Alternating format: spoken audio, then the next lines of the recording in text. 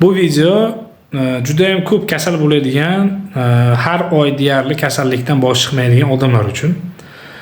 Agarda sizda shunaqangi holingizga kelayotgan bo'lsa, zanjabil yoki imbir degan narsa bor, ikkalasi bitta narsa.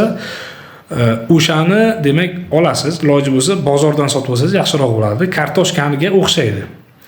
O'shani archiysiz, archib, demak xuddiki bir qandni shaklidagidek, ya'ni kichkinagina qilib o'sha kub shaklida to'rab, uni bitta donasini demak ertalab och qoringa asal bilan birgalikda aralashtirib, damlab ichish kerak bo'ladi.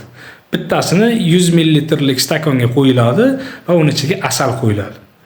Hamda ichiladi. Bu qilinish kerak bo'lgan birinchi ish. Ikkinchi ish bu kontrastli dush. Demak, har kuni issiq bilan sovuq suvda aralashtirgan holatda birinchi bo'lib oyoqdan boshlab bir hafta mobaynida, demak mana shu bo'yin mashurgacha dushni olib, o'zingizni gavdangizga demak suvni qo'ysangiz bo'ladi. Lekin bir hafta mobaynida asta-sekin yuqoriga qarab olib borish kerak uni. Birdaniga gavdadan boshlamaslik, chunki kasal bo'lib qolishingiz mumkin. O'shanday qilib ko'ring va albatta natijasini ko'rasiz.